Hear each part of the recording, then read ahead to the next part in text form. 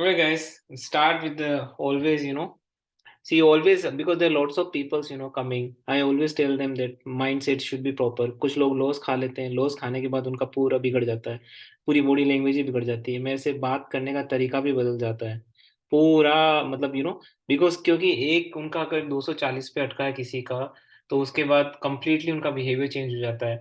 जब मेरे से बात करने का तरीका चेंज हो जाता है, तो ट्रेड करने का तरीका भी चेंज हो जाता है। तो गाइज हमेशा ध्यान रखिए, ऊपर नीचे होता रहता है, हमेशा बी पॉजिटिव, ठीक है ना। एक कहीं जगह अगर आपको लॉस हो गया, तो ऐसा जरूरी नहीं है कि बार बार ही होगा, कई बार हो जाता है, सबको होता है, ठीक है ना। तो thought process should be continue. Thought process आपका वो का वही रहना चाहिए। जब आपने शुरू में इन्वेस्ट किया है कॉन्फिडेंस के साथ, अगर उसमें लॉस भी हो जाता है, तो भी थॉट प्रोसेस वैसे ही रहना चाहिए। So at least you can do justification, right.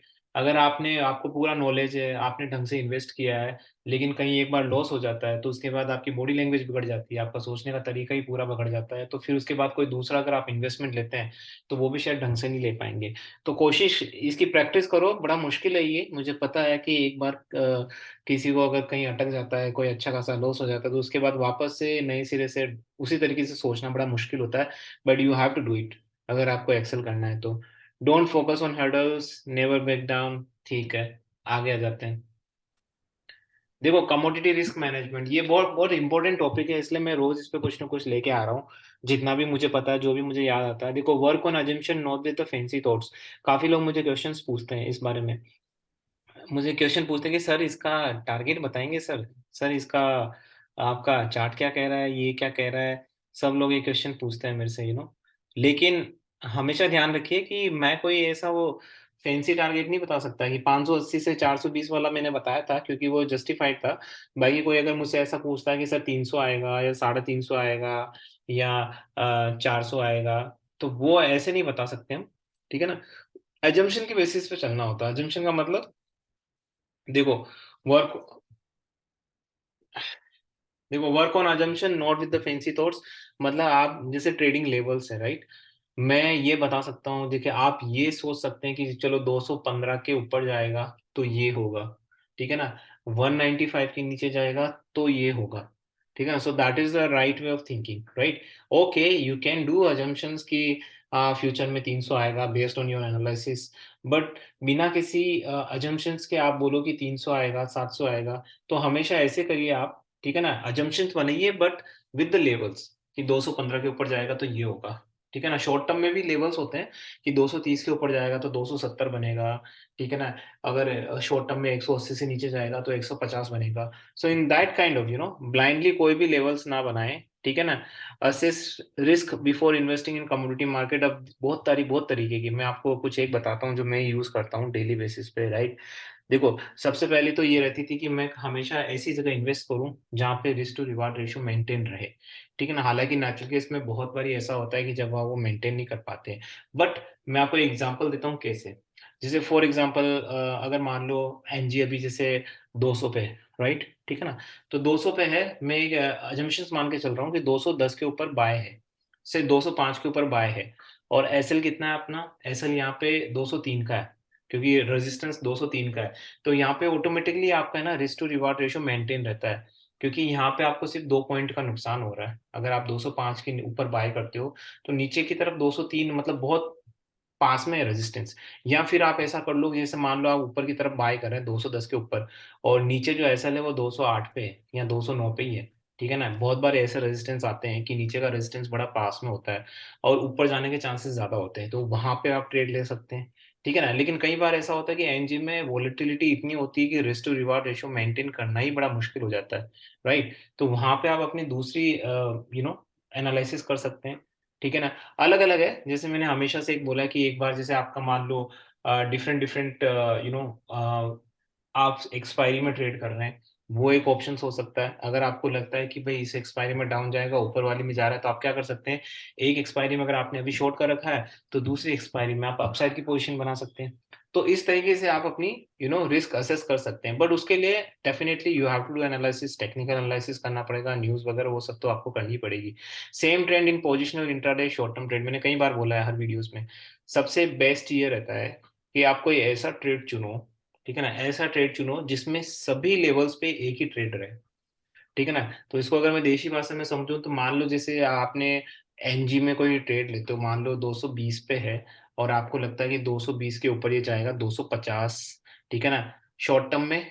और इंट्राडे में आपको लगता है कि 220 से जाएगा 225, ठीक है ना। और आपको पोजिशनल ट्रेड 1 to 2 डेज में आपको लगता है कि ये 230 पे जाएगा। तो अब इन सब चीजों में क्या कॉमन है, आपने देखा होगा। तो कॉमन ये चीज है कि आपने इंट्राडे में भी अपसाइड देख रहे हो आप, ठीक है ना, जो टेक्निकल चार्ट और जो आपका एनालिसिस बता रहा है। आप पोजिशनल ट्रेड में भी अपसाइड देख रहे हो, आप शॉर्ट टर्म में भी अपसाइड देख रहे हो। तो ये एक बेस्ट और सेफेस्ट ट्रेड रहेगा आपका। कैसे रहेगा? अगर आप इंट्राडे करते हो 220 से और 225 के लेवल पे जाते हो, मैं अजम्पशन मान के चलता हूँ कि नहीं हिट हुआ, कोई नहीं, पोजिशनल ट्रेड हिट हो जाएगा। एक दिन वेट करोगे तो पोजिशनल वाला हिट हो जाएगा। चलो मैं भी अजम्पशन मानता हूँ कि पोजिशन वाला भी हिट नहीं होता है, तो शॉर्ट टर्म वाला हिट हो जाएगा, ठीक है ना। तो इसमें अब लेकिन ये कंडीशन भी हो सकती है कि तीनों आपके हिट ना हो और नीचे चला जाए, लेकिन वो प्रोबेबिलिटी, इतनी प्रोबेबिलिटी तो हमको मान के, इतनी रिस्क तो हम हमेशा लेके चलते हैं, राइट। ठीक है ना। लेकिन जहां तीनों तीनों आपको ट्रेड में एक ही लेवल्स आपको मिल रहे हो, अपसाइड के लेवल्स, तो वहां बड़ा सेफ हो जाता है। लेकिन अगर यही चीज ऐसे हो कि आपको करना है इंट्राडे, ठीक है ना, अगर मुझे इंट्राडे ट्रेड करना है, मुझे लग रहा है कि 220 के ऊपर यार भाई 225 दिख रहे हैं, लेकिन शॉर्ट टर्म में मुझे लग रहा है कि 220 के नीचे जाएगा और 210 के लेवल्स मिलेंगे, और फिर वही मेरे को अगर शॉर्ट टर्म में मेरे को और डाउन साइड लग रहा है, तो अभी यहाँ कॉन्फ्लिक्ट हो गया है कि एक तरफ इंट्राडे में ऊपर की तरफ देख रहा हूँ एक शॉर्ट टर्म, और पोजिशनल ट्रेड में मैं नीचे की तरफ देख रहा हूँ। तो एक बारी अगर मान लो इंट्राडे में अगर मैं ट्रैप हो जाता हूँ, मान लो नीचे की तरफ चला जाता है, तो जो मेरा ऊपर वाला लेवल है वो कभी नहीं आएगा, ठीक है ना। तो यहाँ पे ये चीज आपको ना कैलकुलेट करके रखनी पड़ेगी। तो ये कुछ रिस्क असेस वाले हैं। तो मैं हमेशा से जब इक्विटी में भी करता हूँ ना, इक्विटी मार्केट में भी, देखो कमोडिटी का है ये training cost, but equity market में भी करता हूँ तो मैं ऐसे ही चूज करता हूँ, ताकि हमेशा आप सेफ रहो। मैंने इन्फोसिस में कोई चूज किया, मैं पहले इंट्राडे देखता हूँ, मैंने कहा यार इंट्राडे में तो देखो बहुत गेम हो जाते हैं, आए दिन गेम होते हैं, ऑप्शंस में गेम हो जाते हैं, फ्यूचर में गेम हो जाते हैं। तो मुझे लगता है कि यार यहाँ पे मैं इक्विटी कैश में करूँ और इंट्राडे लूँ। मान लो इंट्राडे में कोई गेम हो जाता है, आई स्टिल सेफ, क्योंकि बीटीएसटी में क्लिक हो जाएगा। अगर बीटीएसटी में नहीं हुआ तो 2 से 3 दिन में हो जाएगा, 2 से 3 दिन में नहीं हुआ तो अरे महीने में तो कंप्लीट हो ही जाएगा। तो सेफ्टी हमेशा अपने पास रहती है। तो हमेशा ऐसा ट्रेंड लो जिसमें सेम ट्रेंड रहे, each and every kind of trade, समझ गए ना। तो ये वाला है, ये एक बेसिकली रिस्क असेसमेंट या रिस्क मैनेजमेंट का मेरा टूल है, तो वो मैं फॉलो करता हूँ, ठीक है ना। अगला है रिस्क मैनेजमेंट साइकोलॉजी। देखो, find trade to fit in the risk to reward ratio. हमेशा ऐसे कोशिश करो, जब मैं इक्विटी में करता था और कमोडिटी में भी अभी, तो मैं उस तरह के ट्रेड्स लेता हूँ जहां पे risk to reward ratio fit हो। जैसा कि मैंने आपको पहले बताया कि ऐसा ट्रेड लो जिसमें जो एसएल है वो बड़ा नजदीक हो। You getting my point, right. जैसे 210 पे आपने लिया, तो आप जैसे मान लो अगर आपका एनालिसिस कहता है कि 210 के ऊपर 215 के लेवल है, लेकिन सपोर्ट कौन सा है, एसएल कौन सा है वहां पे, 208 या 209 का, ठीक है ना। ऐसे बहुत सारे ट्रेड आते हैं जिसमें एसएल बड़ा नजदीक होता है, और वहां पे जो ट्रिगर पॉइंट होता है वो भी बहुत नजदीक होता है, ठीक है ना। आप 208 से 210 के बीच में ज्यादा नहीं है, लेकिन 210 लेवल आपके 215 के हैं, ठीक है ना। तो वो वाले ट्रेड आप चुनो कि जिसमें रिस्क टू रिवार्ड मेंशन हो। तो अब ये उन लोगों के लिए है जो बहुत ज्यादा सेफ प्ले करना चाहते हैं, या जिनके पास ज्यादा कैपेसिटी नहीं होती है, जिनके पास एक लोड से ज्यादा नहीं होता है फ्यूचर का, राइट। तो उनके पास ये सबसे बड़ा टूल रह सकता है कि भाई आप इस तरीके से करो कि जहाँ पे आपको मतलब एसएल बहुत नजदीक हो, और आपका जो ट्रिगर पॉइंट हो अपसाइड का वो भी पास में हो। तो अब 209 से 210 के बीच में 1 पॉइंट का अंतर है, तो ज्यादा से ज्यादा अगर आपको होगा भी लॉस, तो क्या होगा, 1 पॉइंट का होगा, राइट। लेकिन ऊपर जाने के चांसेस कितने हैं, 5 पॉइंट के, राइट। तो इस तरीके से आप अपना ट्रेड चूज कर सकते हो। ऐसे काफी सारे ट्रेड आए हैं, और हम जब यूजुअली लाइव सेशन करते हैं और अब जब ट्रेड करते हैं तो उसमें मैं आपको बताऊंगा भी ये सारी चीजें, कि जो ये सिनारियो मैंने आपको भी बोला मेंटरशिप ट्रेनिंग प्रोग्राम में, ये कहाँ फिट बैठता है और कहाँ हम इसको अप्लाई करेंगे। तो डेली बेसिस पे हम जो लोग रोज करते हैं ना ट्रेड, उसमें ये सारी चीजें मैं आपको इम्प्लीमेंट करके बताऊंगा। कहीं ना कहीं आ जाएगी, तब मैं आपको याद दिलाऊंगा कि मेंटरशिप ट्रेनिंग प्रोग्राम में हमने ये किया था, और ये यहाँ हम अप्लाई कर रहे हैं। किसी को कुछ बोलना है क्या? ओके गाइस, मैं अगला करता हूँ, एक्सपायरी प्ले स्ट्रैटेजी। अब एक्सपायरी प्ले स्ट्रैटेजी क्या होती है भाई साहब?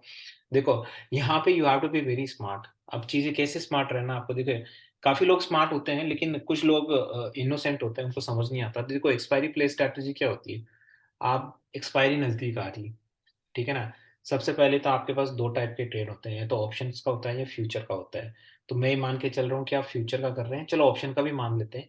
तो एक एक्सपायरी होती है कि भाई जैसे अभी एक्सपायरी मान लो एनजी की 27th की है या 22nd की है, जो भी है, राइट?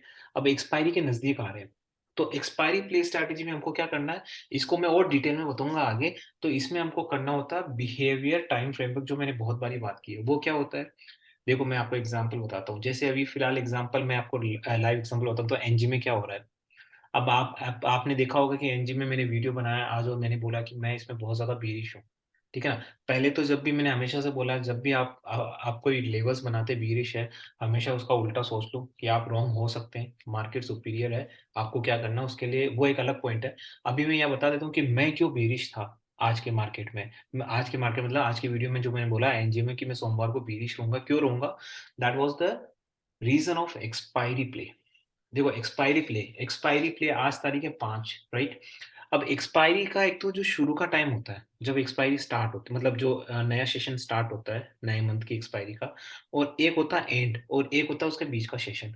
तो देखो लास्ट टाइम जनवरी में मैंने आपको क्लियर कट बोला था कि एनजी किसी तरीके से ऊपर नहीं जा पाएगा, क्योंकि उसने पहले से ही रिएक्शन दे दिए थे। 5 दिन पहले से ही वो डाउन जा रहा था, ठीक है ना? लगातार डाउन जाया जा रहा था।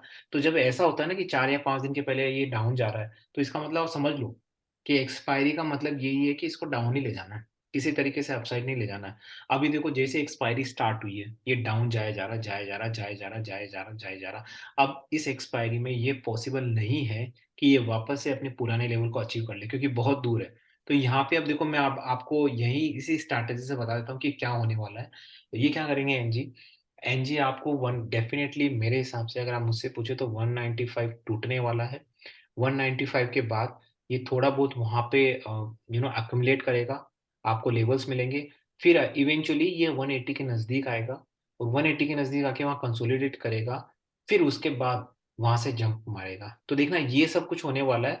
अब इसमें अपने को स्ट्रैटेजी क्या लगानी है? इसमें अपने को स्ट्रैटेजी लगानी है कि हमें जैसे ही पास में, जैसे ही कोई बहुत बड़ा सपोर्ट पास में मिले उस एक्सपायरी में, जैसे अभी सपोर्ट कौन-सा सबसे बड़ा है? 180 से 185 के बीच में। तो वो सपोर्ट मिलते ही हमें दूसरी एक्सपायरी का ट्रेड ले लेना है, मतलब मार्च की एक्सपायरी का ले लेना है। तो उससे हमारे पास क्यों फ़ायदा होगा? उससे तो एक तो ये कि हमें बहुत ज़्यादा टाइम मिलेगा, ठीक है ना? कम से कम 1 एंड हाफ मंथ।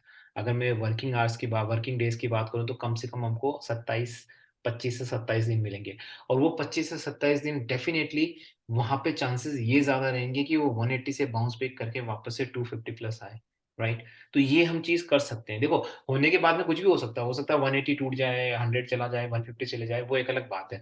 लेकिन हम जो पॉसिबिलिटीज़ हैं, उनको डिस्कवर करने की कोशिश करें कि कहाँ पे कौन से ज़्यादा पॉसिबिलिटीज़ है।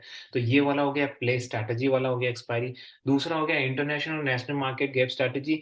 ये इतनी इंपॉर्टेंट स्ट्रैटेजी है गाइस, और मैंने कई बार बोला है लेकिन लोग फॉलो नहीं करते हैं। ये बड़ी क्योंकि मुझे लगता है हर वीक में कम से कम 1 या 2 बारी ट्रेड ऐसे आते हैं जब आपको पता चलेगा कि इंटरनेशनल मार्केट में और इंडियन मार्केट में बहुत ज़्यादा गैप रहता है। गैप मतलब एक दिन इंटरनेशनल मार्केट में 1% अप है, तो दूसरे दिन इधर इंडियन मार्केट में 3% अप है, राइट? तो 2% का डिफरेंस। तो जब भी इस तरह का डिफरेंस आए, you can play for the next day, ठीक है ना? आप पोजिशनल ट्रेड बना के नेक्स्ट डे जिसमें परसेंटेज कम मिला है आज के, वो डेफिनिटली अगले दिन एडजस्ट होने वाला है। अगले दिन नहीं होगा तो उसके अगले दिन एडजस्ट होने वाला है। तो डेफिनिटली वो एडजस्ट होने वाला है। तो ऐसे करके भी आप खेल सकते हैं, लेकिन उसके लिए एक कंडीशंस होनी चाहिए कि आप दोनों में ट्रेड कर रहे हो। अगर आपको मान लो अगर आपकी किस्मत अच्छी है, मान लो इंटरनेशनल मार्केट में 1% 3% बढ़ा है और इंडियन मार्केट में 1% ही बढ़ा है, ठीक है ना? तो इंडियन मार्केट में 2% कम गया है, राइट? अगर आप इंडियन मार्केट में ट्रेड करते हैं, तो उसी दिन ट्रेड ले लीजिए इंडियन मार्केट में, अगले दिन आपको एडजस्ट करके 2% का एडजस्टमेंट हो जाएगा, तो आपको वहाँ फ़ायदा हो जाएगा। लेकिन अगर ये वाइस वर्सा हुई और इंटरनेशनल मार्केट में हुई और अगर आप इंटरनेशनल मार्केट में ट्रेड नहीं करते, तो फिर आप उसका फ़ायदा उठा नहीं पाएँगे। तो ये स्ट्रैटेजी मैंने आप यकीन नहीं मानेंगे, मैंने आपको कभी बताई नहीं है यूट्यूब के वीडियोज़ में, मैंने बहुत ज़्यादा इससे फ़ायदा उठाया, बहुत ज़्यादा फ़ायदा उठाया, और हम कैसे-कैसे आगे फ़ायदा उठाते हैं, वो मैं आपको जब भी हमारी कोई चीज़ लाइव सेशन में आएगी, तब मैं आपको समझाता रहूँगा कि ये देखो ये स्ट्रैटेजी हम अपना रहे हैं। तो ये स्ट्रैटेजी बड़ी इम्पोर्टेंट है।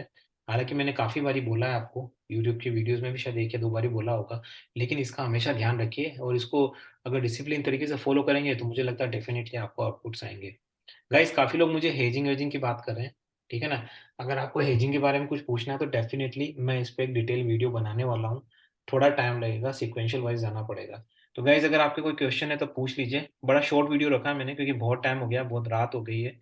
मैं ज़्यादा लोगों को परेशान नहीं करना चाहता। तो अगर आपके पास कोई क्वेश्चन है तो प्लीज़ पूछ लीजिए मुझे। मैं वन बाई वन जाता हूँ भाई। असीम जी, आपका कोई क्वेश्चन है?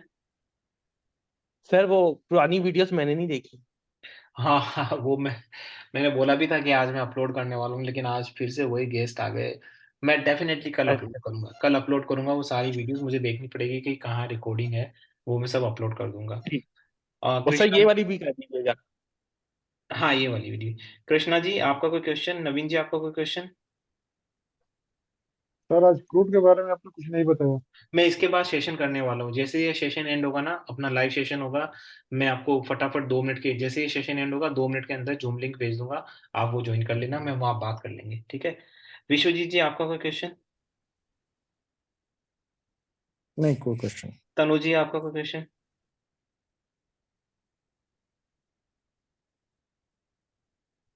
नितिन जी, आपका कोई क्वेश्चन? सर, मैं ये पूछना चाहता हूँ कि जैसे आपने अभी बताया हम्म। कि गैप अप और गैप डाउन का जो फर्क होता है, परसेंटेज के रेशियो में जो फर्क होता है हम्म। एमसीएक्स और कॉमेक्स में, हम्म। तो हम्म। उसमें हो आ, गया। उसमें wait and watch day by day का देखना होता है ना? हाँ बिल्कुल। I mean, that's a very good question. Actually क्या होता है ना, आप ये बोलना चाह रहे हैं कि जैसे मान लो एग्जांपल, अगर इंडियन मार्केट का अभी 3% अप है और इंटरनेशनल मार्केट का 1% अप है, तो अभी आज के दिन से तो हमें ये लग रहा है कि मतलब इंटरनेशनल मार्केट कल 2% अप होना चाहिए। बट हु नोज कि ये कल का पोजीशन एडजस्ट होके आज ही आ रहा है, राइट? आप you getting my point, right? है ना। जी तो जी उसमें जी, क्या, बिल्कुल। उसमें डेफिनेटली आपको ये डेली एक्टिविटी में वॉच करना पड़ता है। सो डेली ऑब्जर्वेशन तो आपको करना पड़ेगा। जैसे कि कल का मार्केट, इंटरनेशनल मार्केट बराबर खुला है, ठीक है ना, बराबर लेवल पे चल रहा है, तो आज ठीक है, तो ये आपको डेली बेसिस करना पड़ेगा, क्योंकि इसका कोई टूल नहीं है कि पिछले 3 दिन का कब एडजस्ट हो रहा है वो हम कैसे निकालेंगे, right? You getting my point, right? तो वो आपको डेली बेसिस एग्जैक्टली। ऑब्जर्वेशन करना पड़ेगा, डेली बेसिस आपको देखना पड़ेगा, तो इसमें टाइम तो देना पड़ेगा आपको। So it's a very good definitely. Question यार। काफी लोग कंफ्यूज हो थैंक यू। जाते हैं, वो सिर्फ आज का देख के वो बोल देते कि यार आज तो मतलब इंटरनेशनल मार्केट 2% कम गया है तो कल डेफिनेटली होना चाहिए। बट उनको पता नहीं होता कि ये कल का एडजस्टमेंट आज हुआ है ठीक है ना। तो वो वाली चीज भी है। Exactly. Okay, any other question guys? Nothing. Okay guys, I'll stop here and within a 2 minutes I'll give you the link for live session. There you can ask the question related to the crude oils and all. Okay guys.